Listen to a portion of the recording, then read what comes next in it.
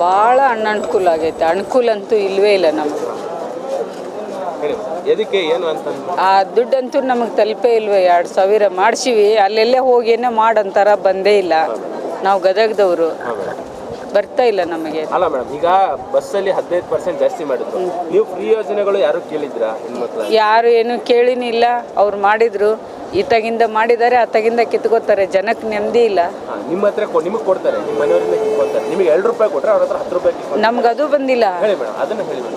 ಬಂದಿಲ್ಲ. ಅದೇ ಅನನುಕೂಲ ಭಾಳ ಐತೆ. ಎಷ್ಟು ಹೇಳಂದ್ರು ಹೇಳ್ತೇನೆ ನಾನು. ಅನುಕೂಲ ಆಗೇ ಇಲ್ಲ. ಬಟ್ ಸರ್ಕಾರ ಹೇಳುತ್ತೆ ಎಲ್ಲ ಕಡೆಯಿಂದನೂ ನಮಗೆ ಅನುಕೂಲ ಇದೆ, ಎಲ್ಲ ಕಡೆಯಿಂದನೂ ದುಡ್ಡು ಬರ್ತಾ ಇದೆ, ಎಲ್ಲದಕ್ಕೂ ನಾವು ಅನುಕೂಲ ಮಾಡಿ. ಯಾರು ತಗೋತಾರೆ ಏನೋ, ಯಾರಿಗೆ ಅವರು ಫಸ್ಟ್ಗೆ ಕೊಡೋ ಮುಂದೆ ಜಾತಿ ಪ್ರಮಾಣ ಪತ್ರ ಕೊಡಿ ಅಂತ ಕೇಳಿಸ್ಕೊಂಡ್ರಲ್ಲ, ಹಂಗೇನಾರ ಕೊಡ್ತಾರೇನೋ. ನಮಗಂತೂ ಕೊಡ್ತಾ ಇಲ್ಲ, ಬರ್ತಾನೆ ಇಲ್ಲ. ಮೇಡಮ್, ಜನಕ್ಕೆ ಬೇಕಾಗಿರೋದು ಒಂದು ಎಜುಕೇಶನ್, ಒಂದು ಹೆಲ್ತ್. ನಾನು ಅದನ್ನೇ ಕೇಳ್ತಾ ಇದ್ದೀನಿ. ಶಾಲೆ ಮಕ್ಕಳಿಗೆ ಒಂದು ಅನುಕೂಲ ಮಾಡಿದ್ರು ಅವ್ರು, ಇವತ್ತು ಒಳ್ಳೇದಾಗಿರೋದು.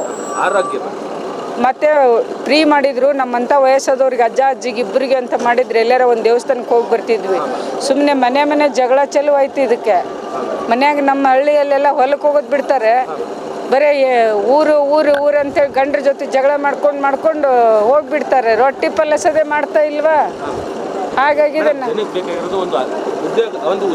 ಉದ್ಯೋಗ ಮಕ್ಕಳಿಗೆ, ಶಾಲೆ ಮಕ್ಕಳಿಗೆ ಮಾಡಿದ್ರೆ ಭಾಳ ಒಳ್ಳೇದಿತ್ತು. 2,000 ಇದ್ದೇನೆ, ಯಾರಿಗೆ ಅನುಕೂಲ ಇಲ್ಲ. ಅನನುಕೂಲನೇ ಐತಿ. ಆಮೇಲೆ ಹಳ್ಳಿ ಕಡೆ ಪ್ರಾಬ್ಲಮ್ ಭಾಳ ಆಗೈತಿ ಇದರಿಂದ. ಆಮೇಲೆ ಫಸ್ಟ್ಗೆ ಮಾಡೋ ಮುಂದೆ ಜಾತಿ ಪ್ರಮಾಣ ಪತ್ರ ಕೇಳಿದರು. ನಮ್ಮಂಥವ್ರಿಗಂತೂ ಬಂದಿಲ್ಲ. ಯಾರಿಗೆ ಹಾಕ್ತಾರೋ ನಾವು ಬಂದೈತೆ ಅಂತಿರ್ತಾರೆ. ನಮಗೆ ಬರೋದೇ ಇಲ್ಲ. ಬರೀ ಒಂದು ವೃದ್ಧಾಪ್ತಿದು ಬಂದು ಮುಟ್ತಾ ಇಲ್ಲ ನಮಗೆ. ಗಂಡ ಹೆಂಡತಿ ಇಷ್ಟು ವಯಸ್ಸಾದವ್ರು ಇದ್ದೀವಿ, ದುಡಿದೇ ಊಟ ಮಾಡ್ತೀವಿ ನಾವು. ನಮಗೆ ಜೀವನದಲ್ಲಿ ಏನೂ ಗಳಿಸೋಕ್ಕಾಗಿಲ್ಲ ದುಡಿದು.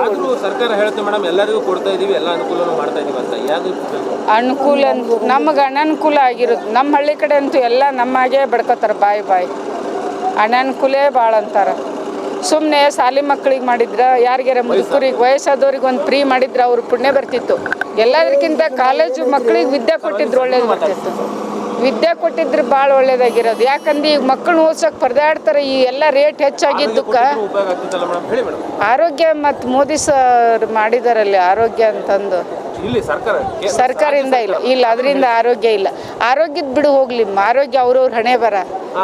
ಮೇನ್ ಮಕ್ಕಳಿಗೆ ವಿದ್ಯೆ ಕೊಟ್ಟಿದ್ರು ಚಲೋ ಆಗಿರೋದು ಅಂತೀನಿ ನಾನು ಅಷ್ಟೇ. ಆಮೇಲೆ ಈ ಫ್ರೀ ಅಂತ ಮಾಡಿದ್ರೆ ಏನೋ ನಮ್ಮಂಥ ವಯಸ್ಸಾದವ್ರಿಗೆ ಮಾಡಿದ್ರೆ ಗಂಡ ಹೆಂಡತಿ ಹೋಗೋಕೆ ಬರ್ತಿದ್ರು ಏನೋ ದೇವಸ್ಥಾನಕ್ಕೆ, ಗೊತ್ತಿಲ್ಲ. ತಪ್ಪಷ್ಟಲ್ಲ, ಹಳ್ಳಿ ಒಳಗೆ ಹೊಲಕ್ಕೆ ಕಾಳು ಸಿಗ್ತಾ ಇಲ್ಲ, ಒದ್ದಾಡ್ತಾ ಇದ್ದೀವಿ. ಹೇಳಿ.